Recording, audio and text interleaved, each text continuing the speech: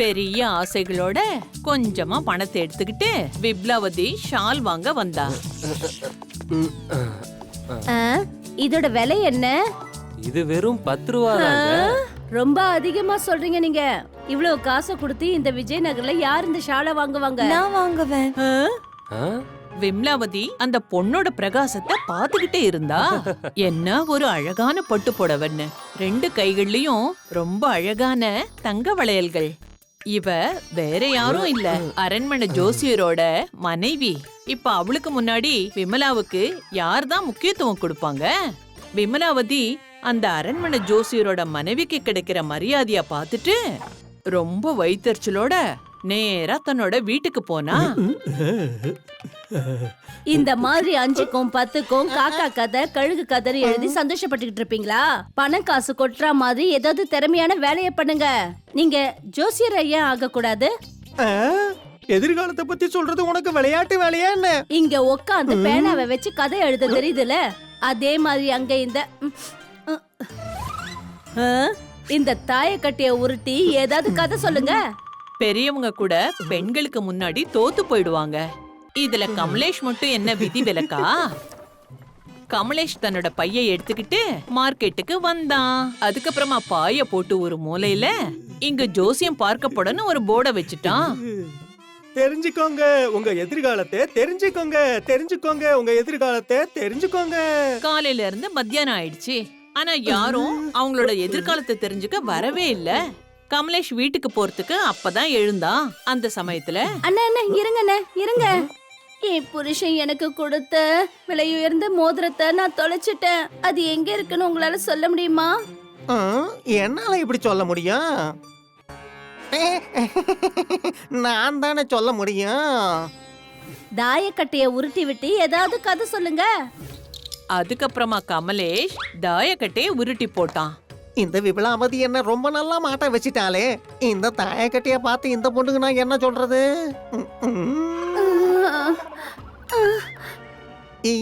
இது வத்தி பொட்டி டப்பா மாதிரி இருக்கு. வத்தி பொட்டியா? வத்தி பொட்டி தான்.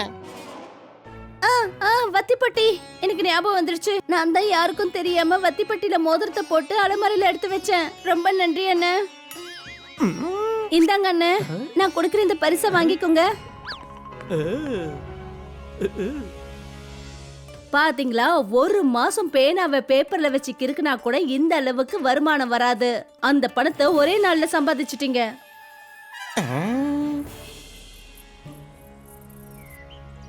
என்ன திருடு போயிடுச்சா? இந்த குழப்பம் திருட்டுனால ஏற்பட்டுடுச்சு. யாரோ அரண்மனையில இருந்து வைரம் வைடூரியம் நிறைஞ்ச மொத்தமா 40 பெட்டியையும் திருடிட்டு போயிட்டாங்க. அரண்மனை ஜோசியரால கூட திருட்ட கண்டுபிடிக்க முடியல. எனக்கு கொஞ்சம் அவகாசம் வேணும் மகாராஜா. நம்ம தர்பார்ல திருடங்களோட தடயங்களை கண்டுபிடிக்கிறதுக்கு யாராவது இருக்காங்களா? மகாராஜா, இந்த மனுஷன் வேற யாரும் கிடையாது. இவரு அந்த பொண்ணோட புருஷன்தான். அந்த பொண்ணுக்கு தான் கமலேஷ் மோதிரம் இருக்கிற இடத்த சொன்னது. அப்புறம் என்ன? உடனே அந்த இளைஞனை அரண்மனைக்கு அழைச்சிட்டு வாங்க.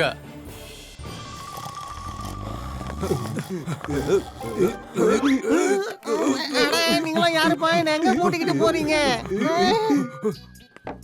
இவர்தான் அந்த இளைஞன் மகாராஜா. நீங்க எதிர்காலத்தை பத்தி சரியா குறிச்சு சொல்றீங்கன்னு கேள்விப்பட்டேன். சரி சொல்லுங்க, அரண்மனையில திருடினது யாரு? ஞாபகம் இருக்கட்டும், உங்க கணிப்பு தப்பாச்சுன்னா அதுக்கப்புறம் நான் உங்களை சிறையில அடைச்சிருவேன்.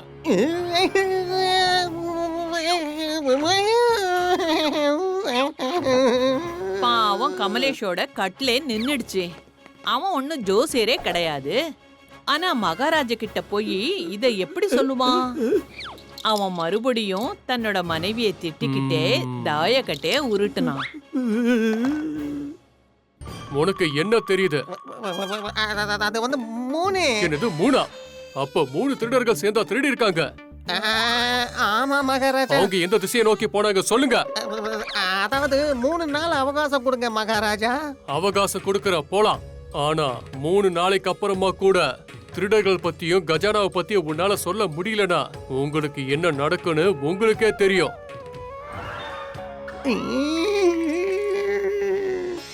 கமலேஷ் 3 நாள் அவகாசம் கேட்டது திருடர்களை பத்திய தகவல் சொல்றதுக்காக இல்ல, வீட்ல உணவு சாப்பிடணுன்றதுக்காக வாங்கினான். ஆனா அவன் ஜோசியனே கிடையாது. ஆனா அவனுக்கு மட்டும் தெரியும் 3 நாளைக்கு அப்புறமா அவனுக்கு சிறை காத்தை தான் வாங்கணும்னு தெரியும். கமலேஷ் சிறைச்சாலையோட காத்தை வாங்கறதுக்கு முன்னாடி தனக்கு பிடிச்ச லட்டுவை சாப்பிடணும்னு விருப்பப்பட்டான். இது எல்லாத்துக்கும் காரணம் என்னோட பேராசை தான். நாம ஏன் ஓடிடக்கூடாது? இல்ல விமலா, எந்த பிரயோஜனமும் இல்ல. என்கிட்ட 3 நாள் தான் இருக்கு. இப்ப மிச்சம் இருக்கிற இந்த லட்டை 3 நாளுக்கு சாப்பிடுவேன். அப்புறம் மகாராஜா கிட்ட மன்னிப்பு கேட்டுட்டு நானே சிறைச்சாலைக்கு போயிடுவேன்.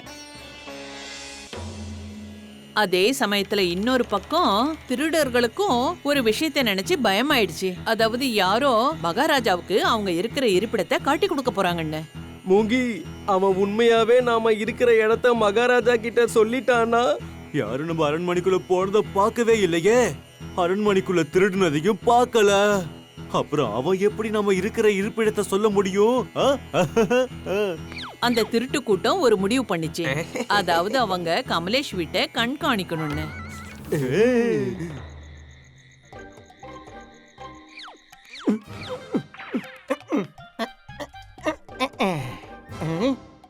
முதல்ல 1 இது முடிஞ்சுது. இன்னும் 2 தான் பாக்கி.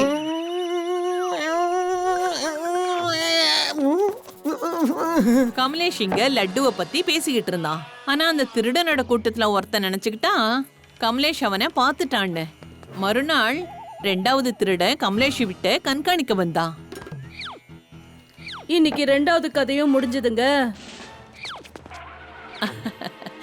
அதுக்கு மறுநாள் ராத்திரி திருடனுங்களோட தலைவர் அவனே உண்மையை தெரிஞ்சுக்கிறதுக்காக நேரடியாவே வந்தான். அற்புதம் விமலா, இப்ப 3வது லட்டோட கதையும் முடிஞ்சது. பாத்தியா மூங்கி, இவன் எவ்வளவு பெரிய புத்திசாலின்னு. நம்மள மாதிரி சின்ன திருடனுங்க இவனுக்கு லட்டு மாதிரி. நாளைக்கு நான் மகாராஜா கிட்ட எல்லா உண்மையும் சொல்லிடுவேன்.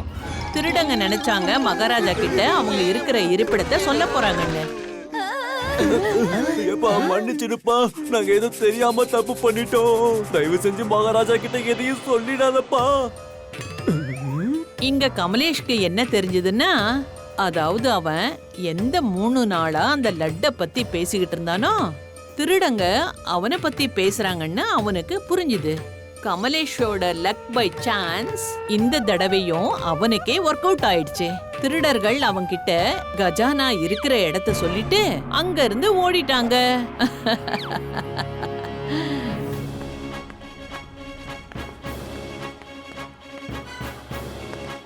மகாராஜா, என்னுடைய அனைத்து சக்திகளும் வரையறுக்கப்பட்டவை. உங்களுக்கு திருடங்க இருக்கிற இடத்த பத்தி சொல்லணுமா, இல்ல கஜானா இருக்கிற இடத்த பத்தி சொல்லணுமா? நீங்களே சொல்லுங்க. நீங்க எதை அடைய விரும்புறீங்க? திருடர்களா இல்ல கஜானாவா? இத சொன்னதும் கமலேஷ்க்கு ரொம்பவே பயமா இருந்தது. ஏன்னா கஜானா இருக்கிற இடத்த சொல்லிட்டு திருடங்க ஓடிட்டாங்க. ஒருவேளை மகாராஜா திருடங்க இருக்கிற இடத்த சொல்லுன்னு கேட்டுட்டார்னா? திருடர்கள் திருடங்களை கண்டுபிடிச்சு நாம என்ன பண்றது? நம்ம திருடு போன நகைகள் திரும்ப கிடைக்கணும். கமலேஷோட லக் இந்த இடத்துலயும் ஒர்க் அவுட் ஆயிடுச்சு.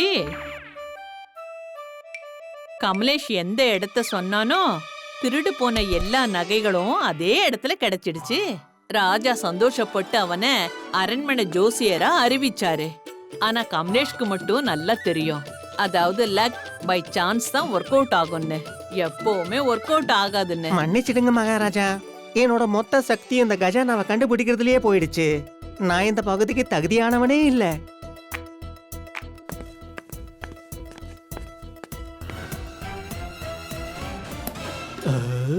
அதுக்கப்புறம் கமலேஷ் எதிர்காலத்தை பத்தி சொல்லவே இல்ல. அவனோட மனைவியும் அவனை கட்டாயப்படுத்தல. தூர தேசத்துல ஒரு இளைஞன் இருந்தான். அவனோட பேரு தான் மாதவன். அவன் தனக்குத்தானே வாக்குறுதி கொடுத்துக்கிட்டான். அப்படி அவன் கல்யாணம் பண்ணிக்கிட்டான்னா அப்படி ஒரு பொண்ணை கல்யாணம் பண்ணிக்க நினைச்சான். அவ அழகாவும் இருக்கணுமா, அதே சமயத்துல புத்திசாலியாவும் இருக்கணுமா. அவன் அப்படிப்பட்ட பொண்ணை தேடி தேடி ரொம்ப மைல் தூரம் பயணம் செஞ்சான். அழகா இருக்கிற பொண்ணு புத்திசாலியா இருக்க மாட்டா. அப்புறம் அவ புத்திசாலியா இருந்தா அழகா இருக்க மாட்டா. அப்புறம் கடைசியில தன்னோட கனவு இளவரசிய அவன் தேடிக்கிட்டே போனான். அவன் விஜயநகரத்துக்கு வந்து சேர்ந்தான். இந்த உலகம் முழுக்க சுத்தி பார்த்துட்டா, ஆனா ஒரு பொண்ணு கூட கிடைக்கலையே.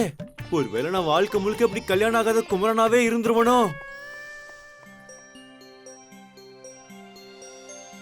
ஓஹோ, இந்த நகரம் ரொம்பவே அழகா இருக்குதே. அப்படின்னா இந்த இடத்துல என்னோட அழகான இளவரசி எனக்கு கிடைப்பாங்கிற நம்பிக்கை எனக்கு இருக்குது. நாள் முழுக்க பயணம் செஞ்சு சோர்ந்து போன மாதவன் அங்க ஒரு மரத்தோட நிழல்ல அப்படியே ஓய்வெடுக்க படுத்தான். அப்படியே தூங்கவும் செஞ்சிட்டான். எப்பவும் போல நான் எல்லார்கிட்டயும் கேள்வி கேட்பேன், அதுக்கு பதிலா சுறுசுறுப்பா கொடுக்கணும். ஆஹா, கேளுங்க தாத்தா கேளுங்க. ஓ, இன்னைக்கு நானும் இடுப்ப இறுக்கிக்கிட்டு தான் வந்திருக்கேன். பொறுமையா. முதல்ல உடம்புல சுறுசுறுப்ப கொண்டு வா, அதுக்கப்புறம் சுறுசுறுப்பா பதில் சொல்லுவேன். சரி சொல்லுங்க, இப்ப என்கிட்ட ஒரு ஆடை இருந்து அத நான் விக்காம எப்படி பணம் சம்பாதிப்பேன்னு சொல்லுங்க. ஆடு மூலமா பணத்தை சம்பாதிக்கணும்னா அந்த ஆட்டை வித்து தானே ஆகணும். சிறுக சிறுக சேமிச்சு. இல்ல, இது தவறான பதில். நீங்க சொன்னீங்கன்னா நான் முயற்சி பண்ணி பார்க்கட்டுமா தாத்தா? இவ என்ன பொண்ணா இல்ல அப்சராவா? அப்படி என்கிட்ட ஒரு ஆடு இருந்ததுன்னா அதுக்கு சாப்பிட தீவனத்தை கொடுத்து குடிக்க தண்ணி கொடுத்து அதுக்கு சேவை செய்வேன். அட, அதனால பயனடையணும் ஆயிஷா கண்ணு. அதுக்கு தீவனம் தண்ணின்னு கொடுத்து நஷ்டத்தை ஏற்படுத்திக்க கூடாது. சிறுக சிறுக சேமிச்சு. பயனடையணும்னா அதுக்கு கொஞ்சம் பொறுமையா காத்துட்டு இருக்கணும் மாமா. நீங்க முழு பதிலையும் கேட்கறதுக்கு எனக்கு எவ்வளவு பொறுமை வேணும்னா அந்த ஆடு பெருசா வளர்ற வரைக்கும் பொறுமை வேணும். அந்த ஆடு எப்படியும் வளர்ந்து பெருசாகி நல்ல வாட்ட சாட்டமா ஆயிடும். நான் அதோட கம்பளி, பால், அப்புறம் சாணத்தை வித்து நிறைய பணம் சம்பாதிப்பேன். சரியான பதில். என்னப்பா இது? நான் யார தேடி இங்க அங்கன்னு சுத்திட்டு இருந்தனோ அந்த மாதிரி ஒரு பொண்ணு இங்க இருக்காளே. அழகோட சேர்ந்து புத்திசாலியும் கூட. வா, வா, வா, வா, வா. என்ன ஒரு பதில், அதுவும் உடனடியா கொடுத்திருக்க. தாத்தா, இன்னும் அந்த பொண்ணுகிட்ட ஒரு கேள்வி கேளுங்களேன், ஒரே ஒரு கேள்வி. தாத்தா கேள்வி மேல கேள்வி கேட்டுக்கிட்டே இருந்தாரா. அப்புறம் ஆயிஷா அதுக்கு தகுந்த மாதிரி பதில சொல்லிடுவா. அப்புறம் இந்த மாதிரி மாதவனோட அழகான புத்திசாலியான பெண் தேடுதல் நிறைவடைந்தது. மாதவன் ஆயிஷாவை கல்யாணம் பண்ணிக்கிட்டு விஜயநகர்ல இருந்து விடை பெற்று அவனோட ஆடம்பரமான அரண்மனைக்கு போனான். புது வீட்ல ஆயிஷாவுக்கு பக்கத்துல எப்பவும் வேலைக்காரங்க இருந்துகிட்டே இருந்தாங்க. அவ ஒரு சின்ன பொருளை கூட கையில எடுக்க விடவே மாட்டாங்க. இவ்ளோ பிரம்மாண்டமான வீடா? இது ஒரு அரண்மனை. அரண்மனை.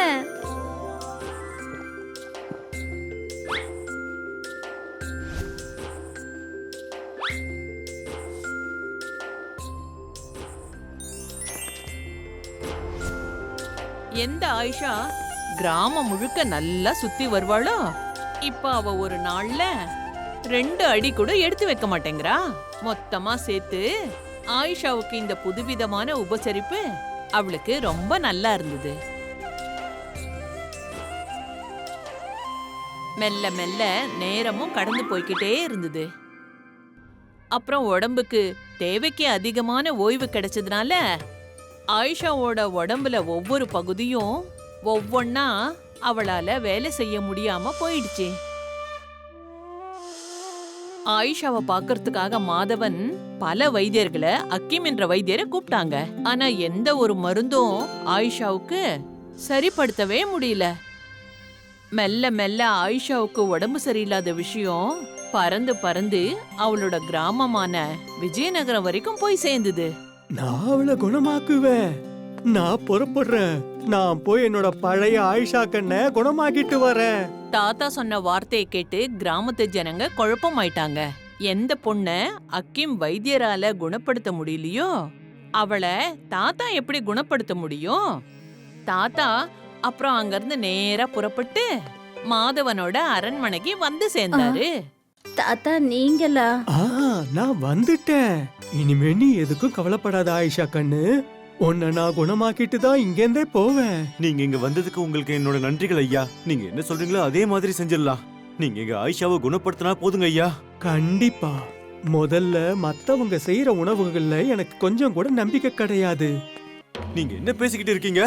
இங்க இருக்கிற சமையல்காரர் எங்க அப்பா, அவருடைய அப்பா, அவருடைய அப்பாவுக்கு சமைச்சு கொடுக்கறவரு. ஆனா நீங்க கவலைப்படாதீங்க, நீங்க சொன்னீங்கன்னா நானே கூட சமைச்சு கொடுக்கறேன். அதுக்கு அவசியம் இல்ல. நான் என் கையால சமைக்கிற சாப்பாட்டை தான் அவ சாப்பிடணும். அப்புறம் இன்னொன்னு, நான் சொல்ற வரைக்கும் அவ பக்கத்துல எந்த ஒரு ஆளும் வரவே கூடாது. ஆள் என்ன, அவங்க நிழல் கூட அவ மேல படக்கூடாது. நிழல் கூட படக்கூடாதா? அப்புறம் வீட்டு வேலை மொத்தத்தையும் யார் செய்யறது? எல்லாத்தையும் ஆயிஷா பண்ணுவா. வேலைக்காரங்க இருந்தாலும் சரி, இல்லைனாலும் சரி. நீ இந்த வீட்டை கண்ணாடி மாதிரி பளபளன்னு ஆக்கி காட்டணும்.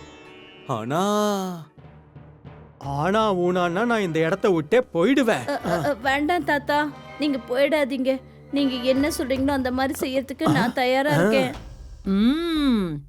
மறுநாள்ல இருந்து தாத்தா எப்படி சொல்றாரோ அந்த மாதிரி ஆயிஷாவோட மொத்த ரொட்டீனும் சேஞ்ச் ஆயிடுச்சு. தாத்தா சமைச்சு மேல் மாடியில கொண்டு போய் வச்சுட்டு வந்துருவாரு. அங்க ஆயிஷாவுக்கு படிக்கட்டு ஏறி போக வேண்டியதா இருக்கும். அதோட சொன்ன நிபந்தனைப்படி ஆயிஷா மத்தவங்க உதவியோட இல்லாம வீட்டை பளபளன்னு வச்சுக்க ரொம்ப உழைக்க ஆரம்பிச்சிட்டா. இப்ப வேலை செய்ய ஆரம்பிச்சா ஆயிஷாவோட உடம்புல இருக்கிற எலும்பு சோம்பேறித்தனம்ன்ற துரு போய் தானே ஆகணும். ஆயிஷாவோட சோம்பேறித்தனம் போன உடனே சூரியன் மறையிற அந்த நாளோட குணமாயிட்ட மாதிரி அந்த நாளை உணர ஆரம்பிச்சா. ஆயிஷாவோட அதே சுறுசுறுப்பு திரும்பவும் வந்துடுச்சு. ஆனா அவளோட மூளை பழையபடி சுறுசுறுப்பா மாறிடுச்சா இல்லையான்னு சோதிக்கிற சமயம் இப்ப பாக்கி இருந்தது. மாதவன், என்னுடைய ஒரு கேள்விக்கு நீ பதில் சொல்லி ஆகணும். அதுவும் உடனேயே. சொல்ல முடியுமா? கண்டிப்பா கண்டிப்பா. அப்ப சொல்லு மாதவன். என்னோட தங்கச்சி புருஷனோட, என் மச்சினரோட மனைவியோட, என் தங்கையோட பையனோட கல்யாணம் என் ஒண்ணு விட்ட தம்பி கூட நடந்திருக்கு. அப்ப என்னுடைய தங்கை எனக்கு என்ன வேணும்? எனக்கு என்ன தோணுதுன்னா, அத்தா இல்ல இல்ல இல்ல சித்தப்பா. என்ன தாத்தா இது? உங்க தங்க உங்களுக்கு தங்கியா தானே இருப்பா? ரொம்ப சரியான பதில். வா, நீங்க பெரிய அற்புதத்தை செஞ்சிட்டீங்க தாத்தா. நீங்க என்னோட பழைய ஆயிஷாவை திரும்ப கொண்டு வந்துட்டீங்க. நீங்க அதை எப்படி செஞ்சீங்க? அட, நான் எதுவும் செய்யலப்பா. இவ விஜயநகர்ல இருக்கும்போது கிராமத்துல எல்லாருக்கும் உதவி செய்வா. நாள் முழுக்க அந்த நகரத்துல இந்த மூலை இல்லனா அந்த மூலைன்னு சொல்றதுக்கு என்ன சுறுசுறுப்பா சுத்தி வந்துகிட்டே இருப்பா. தன்னோட புத்திசாலித்தனத்தை வச்சு நல்ல அறிவுரைகள் எல்லாம் சொல்லிக்கிட்டு இருப்பா. ஆனா ஆயிஷா, நீ எப்ப இங்க வந்தியோ உன்னுடைய எறும்புல சோம்பேறித்தனமே வந்துடுச்சு. நான் பழைய மாதிரி இருக்கிறதுக்கான பழக்கத்தை கொண்டு வந்த, அவ்வளவுதான். ஓ எலும்புல அப்புறம் மூளையில பிடிச்ச துரும்பு தானாவே போயிடுச்சு. அப்படியா? இதுதான் உங்க யோசனையா?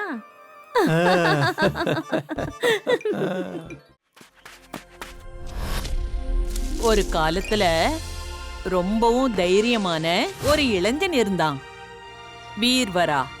அவனுக்கு புது புது சாதனைகளை புரியணும், அப்புறம் புது புது இடங்களை எக்ஸ்ப்ளோர் பண்றது அவனுக்கு ரொம்ப பிடிக்கும். யாராவது இருக்கீங்களா? யாராவது இருக்கீங்களா? ஒரு நாள் சும்மா ஒரு ட்ரிப்புக்கு அவன் புறப்பட்டு போனான். அப்புறம் அவன் இங்க அங்கன்னு சுத்தி அவன் தான் வீட்ல இருந்து ரொம்ப தூரம் போயிட்டான். அடடா, எவ்வளவு அழகான இடம் இது.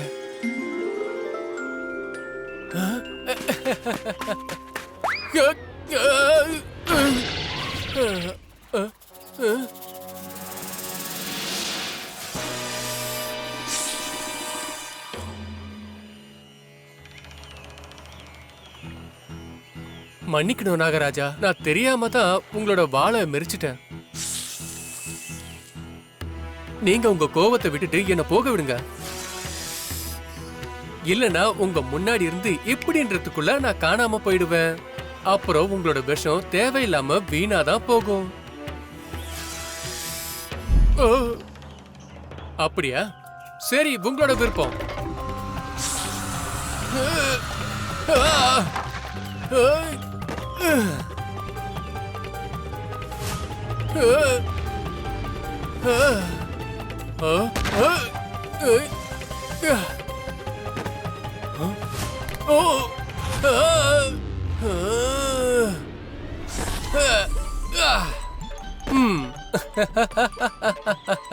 பாத்தீங்களா, இப்படின்றதுக்குள்ள நான் உங்ககிட்ட இருந்து தப்பிச்சு வந்துட்டேன். அந்த நாகம் எங்க போச்சு? இவ்வளவு நேரமா இங்கதானே இருந்தது. நான் இங்க இருக்கேன். நான் இந்த தீவோட ராஜா நாகராஜன். நான் உன்னுடைய துணிச்சலை கண்டு நான் மிகவும் கலங்கிவிட்டேன். ஒரு நம்பிக்கையின் ஒளி கிடைத்தது போல் உணர்கிறேன். எந்த மாதிரி கலக்கம்? என்ன விஷயம்னா, சக்தி வாய்ந்த மிகப்பெரிய கழுகு சங்குலா தினமும் வந்து இந்த குளத்துல இருக்கிற என்னோட சக உறவினர்களை, அதாவது சர்ப்ப ரூபத்துல இருக்கிற யாராவது ஒரு பிரஜைகளை தனது கால்கள்ல பிடிச்சுக்கிட்டு போயிடுது. ஏ துணிச்சலான இளைஞனே, அந்த கழுகோட பயத்துல இருந்து நாங்க முக்தி அடைய நீ உதவி செய்வாயா? உங்க பிரச்சனை உண்மையிலேயே பயங்கரமானது. ஆனா எனக்கு இந்த காரியம் ரொம்பவே உற்சாகமாக இருக்கு. நான் உங்களுக்கு கண்டிப்பா உதவுறேன். இத கேட்டதும் சர்பராஜா ரொம்ப சந்தோஷப்பட்டாரு. அப்புறம் அவங்க எல்லாம் சேர்ந்து கழுகு சங்குலாவ தன்னோட வலையில சிக்க வைக்கிறதுக்கு ஏற்பாடெல்லாம் பண்ணாங்க.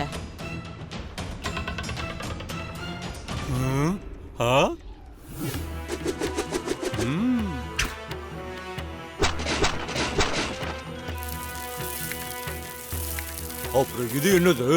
இது நமக்கு பெரிய அற்புதத்தை பண்ண போற விசேஷமான ஆயுதம். அவ வந்துட்டான் போல இருக்கு. அவ வந்துட்டா.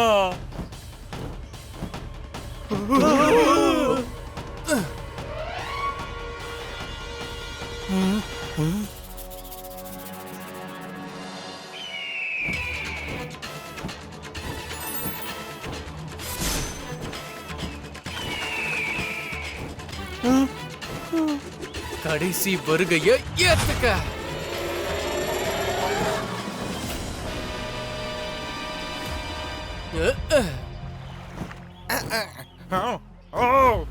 இந்த சங்கலாவுக்கே சதி பண்றீங்களா? இப்ப இதோட விளைவு என்னன்னு பாரு.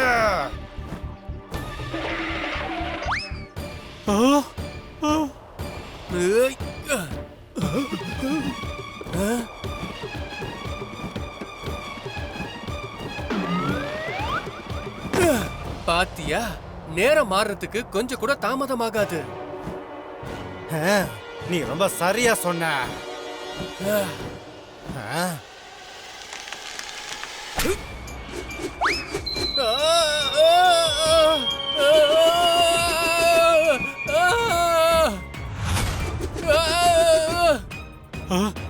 என்னுடைய சுயநலத்துக்காக அந்த இளைஞனுக்கு இப்படி ஒரு பாவத்தை பண்ணிட்டேனே.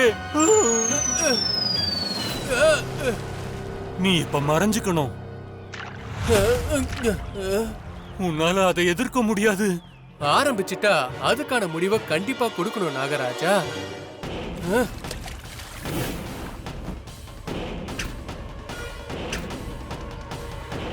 அது சரி, இது உன்னுடைய திட்டம் தானா? இவன் என் கிட்ட இருந்து உங்களை பாதுகாக்க போறானா? பண்ணு பண்ணு, எவ்வளவு வேணாலும் முயற்சி பண்ணிக்க. ஆனா இன்னைக்கு உன்னை யாராலையும் என் கிட்ட இருந்து காப்பாத்த முடியாது. இப்ப என்ன பண்றது? என்னோட கடைசி முயற்சி ஒண்ணு பாக்கி இருக்கு.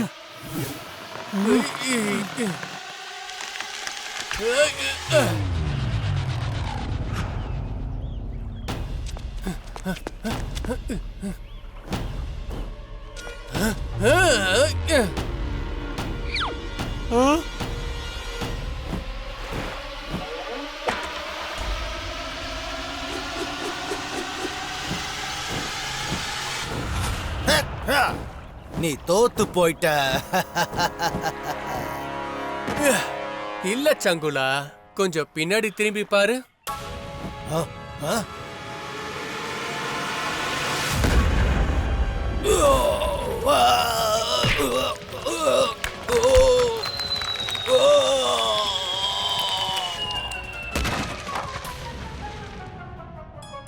அற்புதம்! நீ ஒரு பெரிய அற்புதத்தை செஞ்சிட்ட. நீ எங்களுக்கு எவ்வளவு பெரிய உதவி செஞ்சிருக்கேன்னு உனக்கே தெரியாது.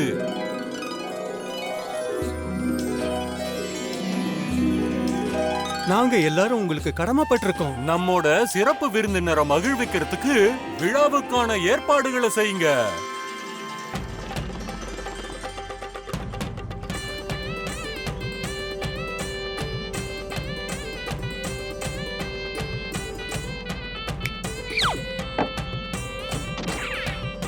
இது போன்ற சுவையான உணவு வகைகளை முதல் முறையா சாப்பிட்டான்.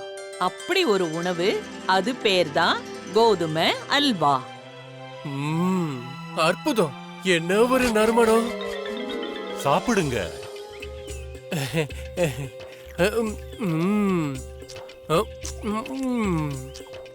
இது ரொம்பவே சுவையா இருக்கு.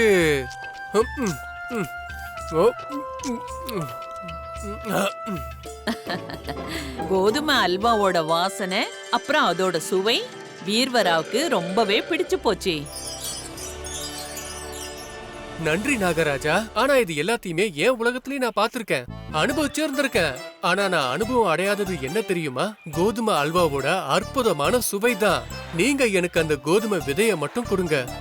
இது முடியாத காரியம். இந்த திவ்யமான உணவு எங்கள் மக்களை தவிர இன்னொரு உலகத்தை சேர்ந்தவங்களுக்கு தர முடியாது.